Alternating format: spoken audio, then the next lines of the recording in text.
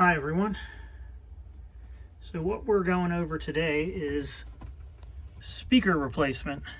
Rear deck of a 94 to 96 Chevy Caprice or 94 to 96 Impala SS. So the whole purpose of this is to replace these 6x9s in this deck. The main reason being not for any kind of an audio upgrade, which actually is a good idea, but because these speakers have failed. The cones have rotted out on them. So anyways, let's get them replaced. Let's start here. I'll show you how to remove the upper trim on the package tray. It's very simple. You climb into the trunk like I am now. See this little clip here, this guy here. You just put a pair of pliers on there, squeeze in gently on that clip with the pliers and push up, and it pops right up. You do that 4 times. There should be another one buried over here somewhere, up in there. I've already released, you can kind of see them poking down. I've already released that one. And then there's a couple in the back, or actually it would be toward the front, I apologize. It'd be toward the front. There's 2 more to release back in there. Can't really get a good shot of it here, but just look for the same type of tab. Squeeze it with the pliers and push up on it, and that'll release the speaker cover trim from inside the car on the package tray. And here's why I decided to replace these speakers. Does that seem right to you guys? Yeah, no, that's not right. Yes, this is old speaker cone. So here's the package tray. Pop the seatbelt through that slot there, and then just lift this up after you've released those clips, and that'll expose the 6x9 here.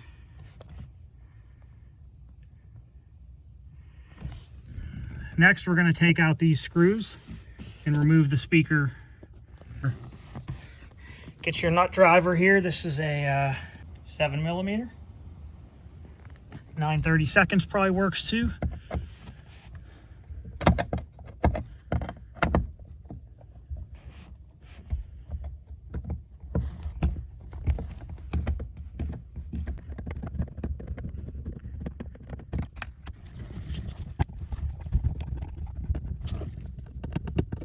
Yes, I do have I should not do this. Yes, I got that one. If it's not because I can't do this fly.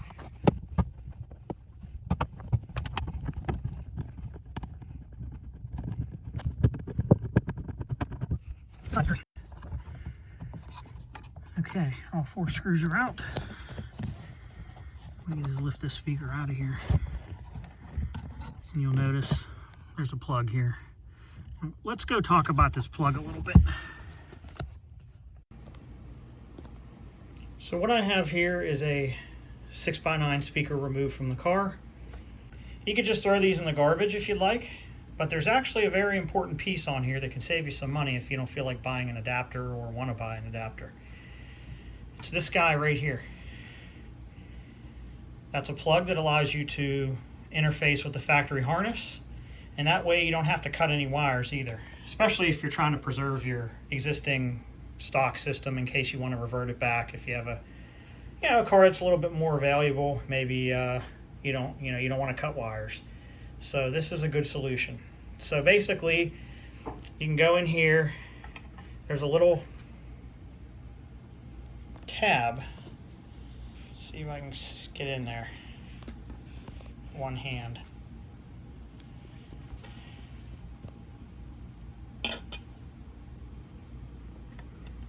There's a tab right in here that you can release with your screwdriver, and then this entire piece will pull off. And once you do that, you cut these copper wires here that go to the speaker cone, these ones.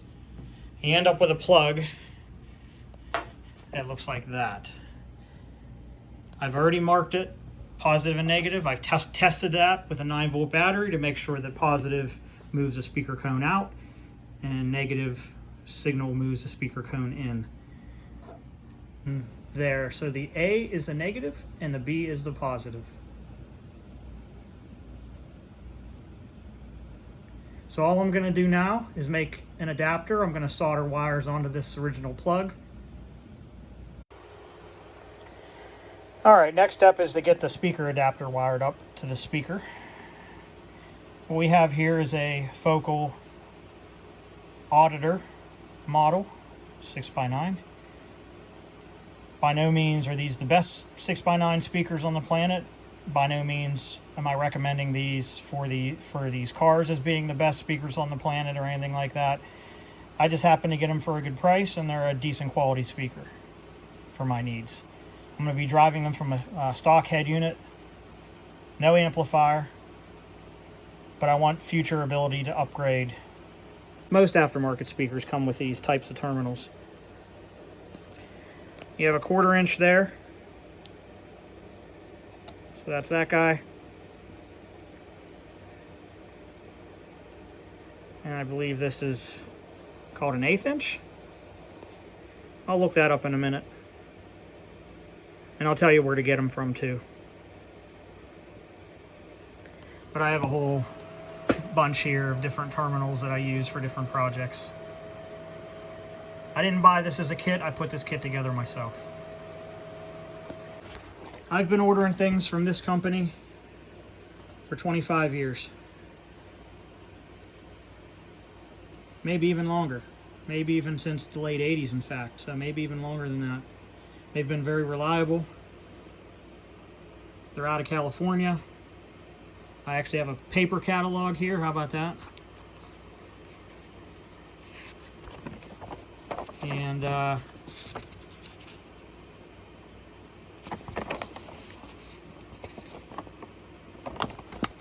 let's look at crimp terminals, page 88 to 90.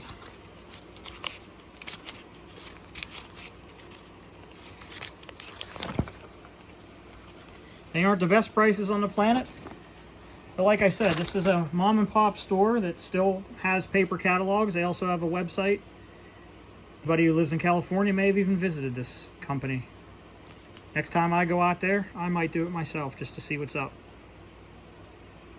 But as you can see, they have a big assortment of these quick connect terminals, and it appears that the ones I ordered were the 0.11 inch ones, and of course the 1/4 inch ones are the ones that fit the bigger size.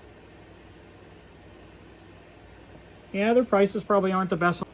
Let's support some local businesses.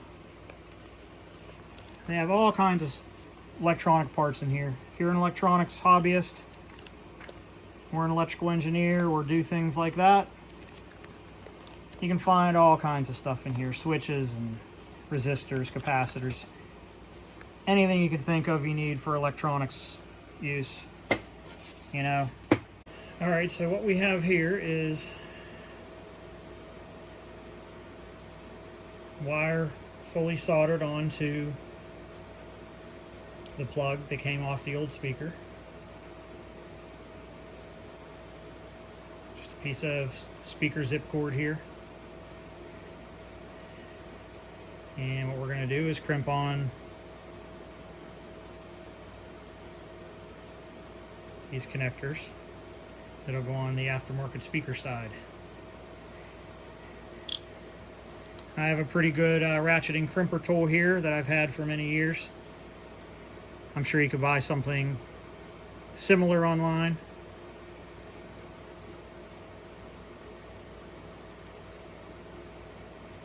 Or you could just use a cheap set of stripper crimpers. Whatever you prefer.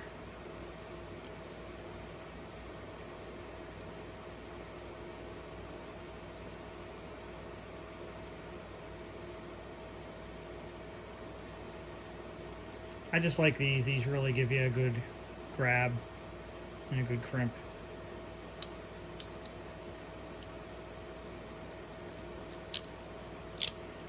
That's it for that one. Nice and tight.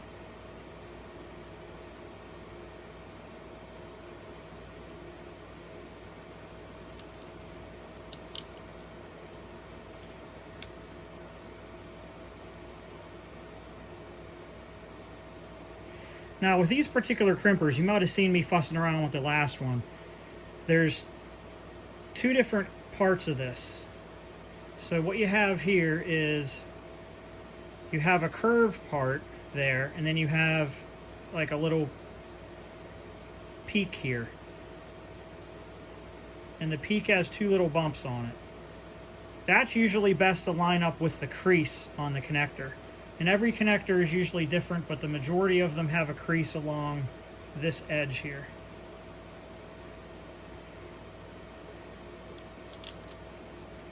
So what I like to do is I like to line up that crease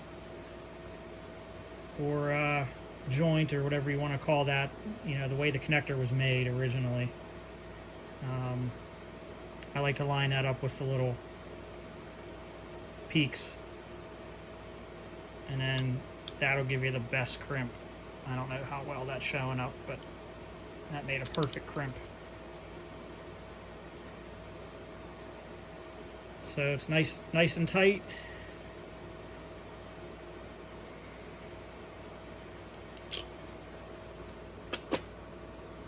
Other thing I like to do is just make sure that, you know, the spacing on these 1/4-inch ones especially are nice and tight. So I like to crimp those down a bit.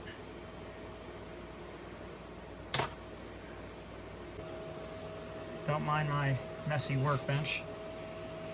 But here's what we're gonna do. So happens that this stock factory plug has a slot for that tab. So what the heck, let's use it. So I'm just gonna slide him on there. Let me spin this around.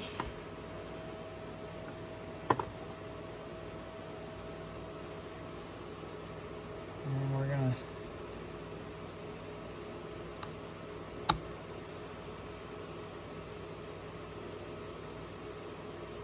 connect these terminals up.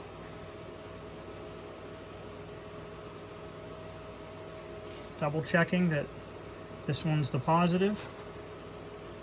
You can barely make out the positive, but this is also a red wire, but you could barely make out the positive here stamped on there.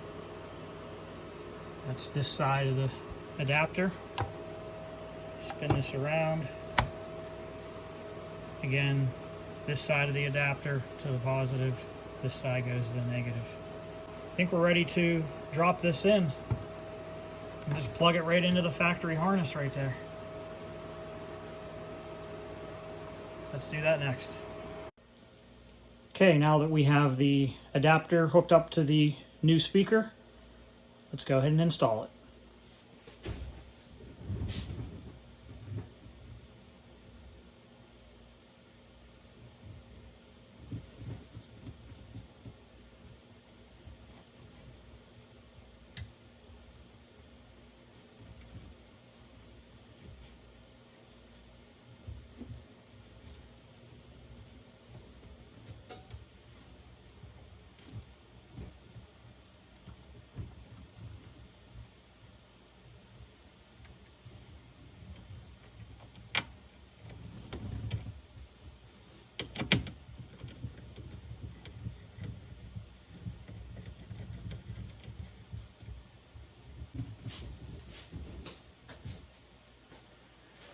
One of the screws kept spinning despite the fact that I didn't over tighten it or anything. It's just what happens sometimes in these cases. So to prevent it from rattling, I'm just going to stick a piece of electrical tape on it and run it back in. It'll hold, just don't want it to rattle.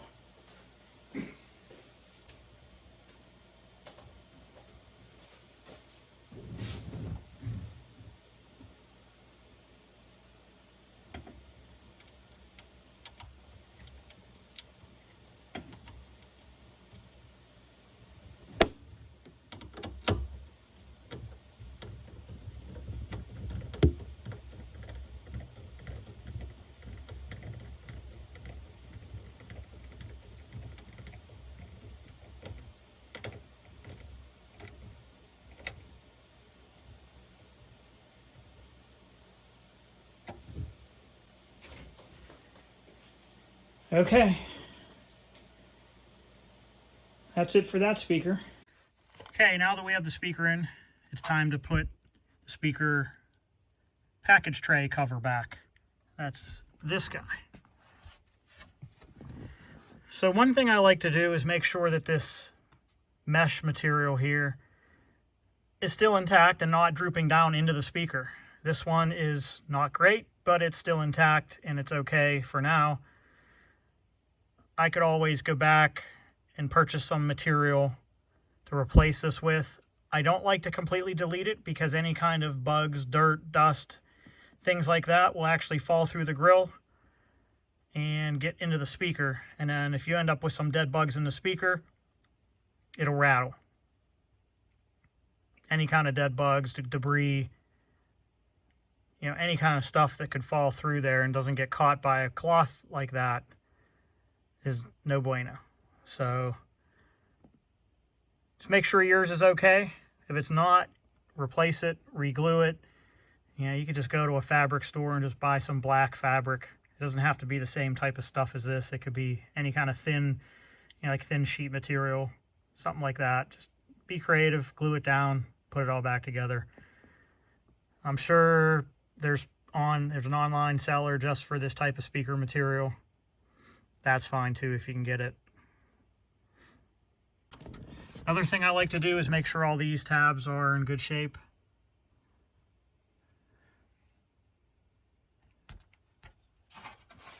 Check them from the side.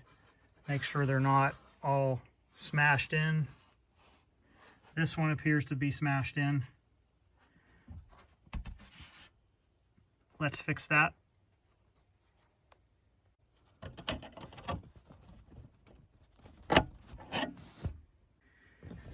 So let's move on.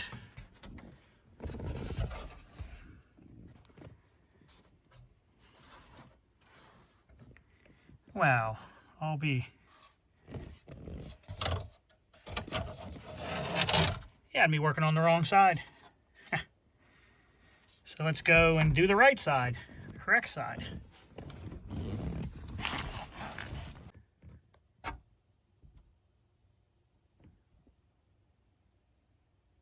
Cloth seems to be in decent shape. It's still attached for the most part on the edges and things. So I'll keep an eye on that in the future. Feed the seatbelt through.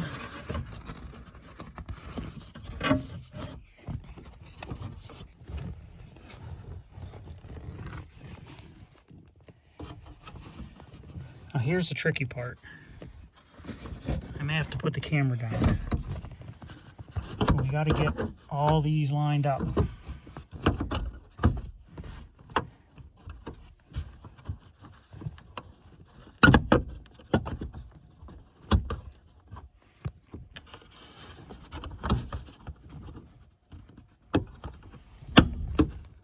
Okay. I usually just wiggle it back and forth until you can kind of feel it underneath here too with your finger. You can kind of wiggle it around until you feel it drop in.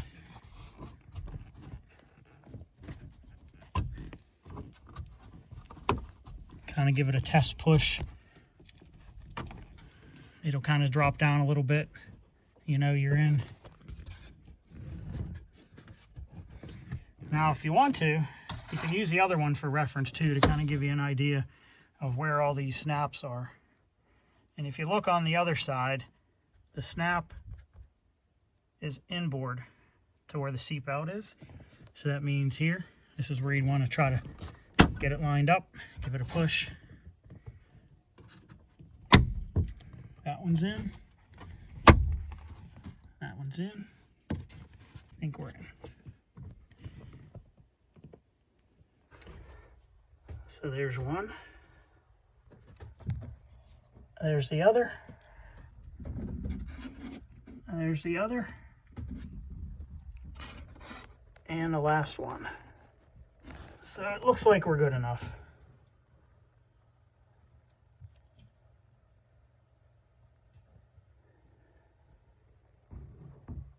Yeah, I'm happy enough with that. So there you go. Doing the other side here, I noticed a alignment problem, and I wasn't able to jiggle the screws around to get it lined up. So one trick to do is use a regular small Phillips screwdriver. I think this is what, a number 1? Yeah, this is a number 1 Phillips. You can even use a smaller one. You can even use a punch or an awl. But what I do is I put this here and I wiggle around. I try to drop it into the screw hole, and then I wiggle this around, and that kind of causes the speaker to move around just enough. You can almost see it in the video there. You can see it moving side by side, but that's just enough to get the hole centered. And then you can just drop the screw in. These screws don't have points on them. I'm using the factory screws. They're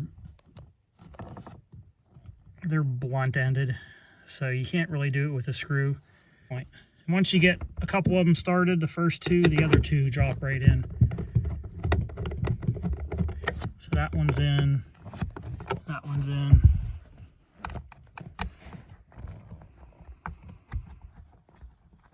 Yep, that one should start up too.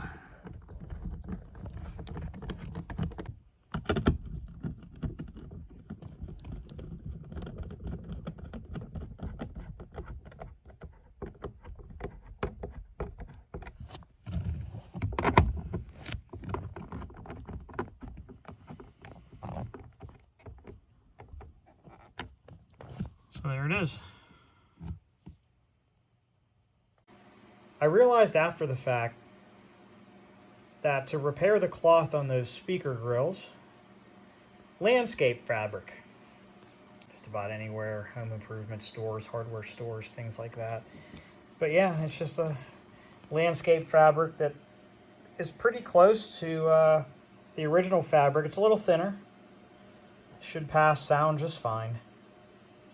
And it won't let dust or bugs or other debris down falling in the speaker cone. You definitely don't want that to happen because, as I mentioned, it'll cause rattles and buzzes. So you definitely want to replace that cloth if it's falling apart. And most of these grills on cars that I've worked on are falling apart. Even mine was.